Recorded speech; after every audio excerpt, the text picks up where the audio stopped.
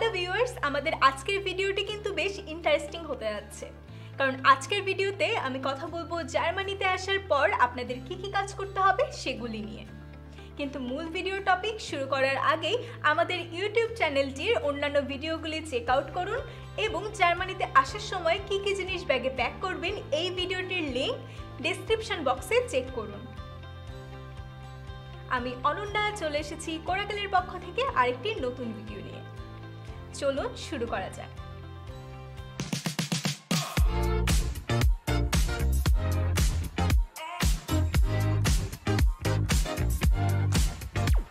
প্রথমেই আমি শুরু করব হোস্টেল বা বাসা ভাড়ার চুক্তি নিয়ে। জার্মানিতে বাসা ভাড়া পাওয়ার পরই আপনার চাবির সাথে আপনাকে একটি কন্ট্রাক্টও প্রদান করা হয়ে থাকে, যেখানে হাউস রুলস সমূহ সহ আপনি কত ইউরো ডিপোজিট করেছেন, কত ইউরো বাসা ভাড়া দিবেন এবং কত মাস বা বছর আপনি অ্যাপার্টমেন্টটিতে থাকতে পারবেন এটার একটি অনুমতি লিপি হাউস মাস্টারের মাধ্যমে সাইন করে প্রদান করা হবে, যেটির একটি কপি আপনি এবং আরেকটি কপি হাউস মাস্টার ডকুমেন্ট হিসাবে নিজের কাছে রেখে দিবেন।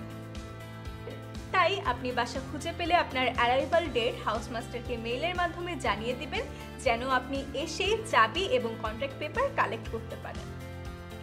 এরপরে আপনাকে যে কাজটি করতে হবে সেটি হচ্ছে আপনার পোস্ট বক্স এবং দরজার বেলে আপনার পুরো নামটি সুন্দর করে লিখে দেয়া, যেন কোনো প্রয়োজনীয় চিঠি আসলে আপনার পরিচয়টি পোস্টম্যান সহ যে কেউ সহজে অ্যাপার্টমেন্টটিতে খুঁজে পায়। পরবর্তীতে আপনি যত দ্রুত সম্ভব আপনার নিজস্ব বিশ্ববিদ্যালয় থেকে আপনার student ID, semester ticket, library card সহ সকল গুরুত্বপূর্ণ ডকুমেন্টস কালেক্ট করে নিয়ে আসুন। যেহেতু আপনি শহরটির পাবলিক ট্রান্সপোর্ট ব্যবহারের জন্য টিকিট এনরোলমেন্ট ফি এর মাধ্যমে পে করেছেন, তাই বাড়তি টিকিট খরচ করার প্রয়োজন নেই। তাছাড়া আপনি যদি জার্মানিতে টিকিট ছাড়া চলাফেরা করতে চান তাহলে আপনাকে কিন্তু 60 ইউরোর মতো জরিমানা দিতে হতে পারে। যখন থেকে আপনি জার্মানিতে থাকা শুরু করেন তখন 2 সপ্তাহের মধ্যেই আপনার সিটি রেজিস্ট্রেশন বা আনমেল্ডুং সম্পন্ন করা প্রয়োজন। এটির জন্য আপনি অনলাইনে অ্যাপয়েন্টমেন্ট নিয়ে নিতে পারেন এবং সাথে পাসপোর্ট, হাউস কন্ট্রাক্ট এবং 13 ইউরো ক্যাশ অ্যাডমিনিস্ট্রেশন ফি বাবদ নিয়ে যাবেন। জার্মানিতে পৌঁছানোর সাথে সাথেই আপনার আরও একটি জিনিস লাগবে, সেটি হচ্ছে সিম কার্ড। উইনসিম, সিম.de, O2, ভোডাফোনের মতো অনেক প্রোভাইডারের মাধ্যমে আপনি আপনার পছন্দের প্ল্যানটি চেক করে নিয়ে নিতে পারেন। এর জন্য প্রয়োজন আপনার পাসপোর্টটি। যে কোনো জায়গায় কল দেওয়া বা মেসেজ দেওয়ার থেকেও বেশি গুরুত্বপূর্ণ ইন্টারনেট ব্যবহার করে গুগল ম্যাপ ইউজ করা এবং আপনার নম্বরটি ব্যবহার করে ব্যাংক অ্যাকাউন্ট খোলা। স্টুডেন্ট হিসাবে প্রথমেই আপনাকে ব্লক অ্যাকাউন্ট অ্যাক্টিভেট করতে হবে, যেটির জন্য প্রয়োজন আপনার হাউস কন্ট্রাক্ট এবং address details, passport, city registration paper এবং ব্লক অ্যাকাউন্ট ডিটেলস। এর সাথেই আপনার হেলথ ইন্স্যুরেন্স প্রোভাইডারকে জানাতে হবে আপনি জার্মানি এসে পৌঁছেছেন এবং তাদেরকে পাসপোর্ট, ভিসা, এনরোলমেন্ট সার্টিফিকেট এবং অ্যারাইভাল ডেটের কাগজপত্র দেখিয়ে হেলথ ইন্স্যুরেন্স কার্ডের জন্য অ্যাপ্লাই করবেন। এই কার্ডটিও আপনি পেয়ে যাবেন চিঠির মাধ্যমে। এই প্রসঙ্গেই বলবো আপনি আপনার জন্য একজন হাউস ডক্টর সিলেক্ট করুন, যার কাছে আপনি ছোট বড় যে কোনো সমস্যা নিয়ে কনসাল্ট করতে পারবেন এবং প্রয়োজন হলে তিনি কিন্তু আপনাকে কোনো স্পেশালিস্টের কাছেও রেফার করতে পারবেন। এরপর আপনাকে একটি ব্যাংক অ্যাকাউন্ট ওপেন করতে হবে। এটির জন্য আপনি কমার্স ব্যাংক বা স্পারকাসে চুজ করতে পারেন, কারণ এগুলোর বেশিরভাগই অনলাইনে করা সম্ভব। এছাড়াও কেউ যদি আপনাকে রেফার করে থাকে এবং আপনি যদি সেই রেফারেল লিঙ্ক ব্যবহার করে রেজিস্ট্রেশন সম্পন্ন করে থাকেন তাহলে কিছু শর্ত সাপেক্ষে যিনি আপনাকে রেফার করেছেন তিনি পেয়ে যাবেন 100 ইউরো বোনাস এবং আপনি পেয়ে যাবেন 50 ইউরো বোনাস। আর এই ব্যাংকের যত সব ডকুমেন্টস আছে, debit card, password, photo tan document সহ যে কোনো কিছু আপনি চিঠির মাধ্যমে পেয়ে যাবেন, যেগুলো কখনোই কারোর সাথে শেয়ার করবেন না এবং এই চিঠিগুলো কাউকে পড়তেও দিবেন না। আর এই একই প্রক্রিয়ায় আপনি কিন্তু আপনার অনলাইন ব্যাংকিংও অ্যাক্টিভেট করে ফেলতে পারেন। এবার কথা বলবো রেসিডেন্ট পারমিট নিয়ে। আপনি যখন দেশ থেকে স্টুডেন্ট ভিসাতে জার্মানি আসেন তখন আপনাকে 3 মাস থেকে সর্বোচ্চ 1 বছরের ওয়ার্ক পারমিট সহ স্টুডেন্ট ভিসা দেয়া হয়ে থাকে। তাই আপনার কাজটি হচ্ছে আপনার এই ভিসাকে রেসিডেন্ট পারমিটে কনভার্ট করা, আর এই প্রক্রিয়াটি হয়ে থাকে আউসল্যান্ডার বেহোর্ডেতে।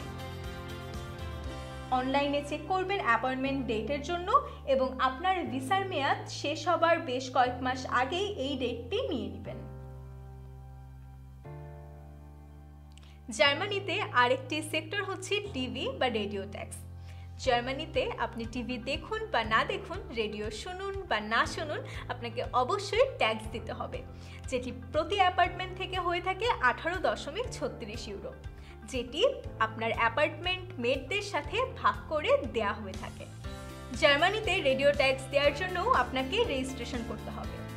যদি আপনার অ্যাপার্টমেন্টটিতে আগে থেকেই কেউ বিলটি প্রদান করে থাকে, তাহলে রেজিস্ট্রেশন ফর্মে আপনার সকল ডিটেলস পূরণ করে অন্য কেউ আপনার হয়ে পে করছে এই বক্সটি সিলেক্ট করুন এবং মেইল বা পোস্টের মাধ্যমে এটি প্রদান করুন। এছাড়াও কেউ যদি আপনার অ্যাপার্টমেন্টটিতে আগে থেকেই পে করে না থাকে, তাহলে আপনি নিজেই পে করছেন এই বক্সটি সিলেক্ট করে আপনার ব্যাংক অ্যাকাউন্ট ডিটেলস সহ সাইন করে রেজিস্ট্রেশন ফর্মটি পোস্ট করুন।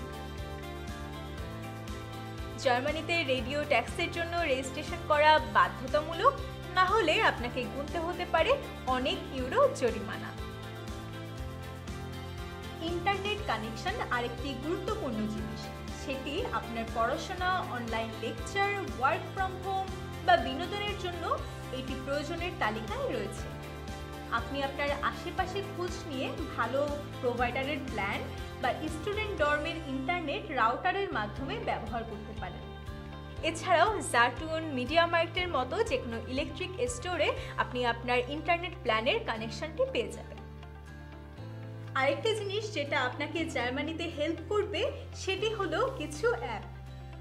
গুগল ম্যাপ বিশ্বব্যাপী জনপ্রিয় এবং সাহায্যকারী হলেও জার্মানিতে রয়েছে তাদের ট্রাভেল কানেকশন চেক করার জন্য নিজস্ব অ্যাপ। যেমন পুরো জার্মানির ট্রাভেল কানেকশন চেক করতে পারবেন ডিবি অ্যাপের মাধ্যমে। এছাড়াও জার্মানির কিছু শহরের নিজস্ব ট্রাভেল অ্যাপ থাকে, যেটি কিনা যথাসম্ভব অ্যাকুরেট হয়ে থাকে ওই শহরটির সাপেক্ষে। যেমন হামবুর্গে HBB জনপ্রিয়। জার্মানিতে শুধুমাত্র ইংলিশ ভাষার মাধ্যমে আসা সম্ভব হলেও দৈনন্দিন জীবনে জার্মান ভাষার কোনো বিকল্প নেই। যে কোনো সুপার শপে জিনিসপত্র কেনা থেকে শুরু করে কারোর সাথে ছোটখাটো কুশল বিনিময় করতেও গুগল ট্রান্সলেটর ব্যবহার করা অপরিহার্য, বিশেষভাবে যখন আপনি জার্মান ভাষা একদমই জানেন। তাই আমি পরামর্শ দিব দেশ থেকে কিছুটা হলেও জার্মান ভাষা শিখে আসতে চেষ্টা করুন, যেন জার্মানিতে আসার পর আপনার জীবনযাত্রাটা একটু হলেও সহজ হয়। এর সাথেই আমি অ্যাড করব এমার্জেন্সি নাম্বার, কারণ যে কোনো বিপদে দ্রুত হেল্প পেতে এটি জেনে রাখা খুবই জরুরি। 112 ফায়ার সার্ভিস বা অ্যাম্বুলেন্স। কোথাও আগুন লাগলে বা কোনো হেলথ রিলেটেড এমার্জেন্সি বা অ্যাক্সিডেন্ট হলে এই নম্বরটিতে কল করে ঘটনা জানিয়ে আপনার ডিটেলস এবং উপস্থিত জায়গাটির অ্যাড্রেস জানিয়ে সাহায্য চাইলেই কিছুক্ষণের মধ্যেই সাহায্য পেয়ে যাবেন। 110 পুলিশ। যদি আপনি বা অন্য কেউ কখনো বিপদে পড়ে বা উত্তক্ততার শিকার হয়ে থাকেন, তাহলে এই এমার্জেন্সি নাম্বারে কল করে একইভাবে সাহায্য পেয়ে যাবেন।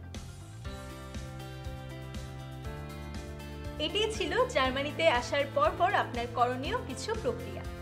আশা করি এই তথ্যগুলো আপনার প্রথম দিকে জার্মানির অভিজ্ঞতা একটু হলেও সহজ করে তুলবে। আজ এই পর্যন্তই। সবাই ভালো থাকবেন, সুস্থ থাকবেন। ধন্যবাদ।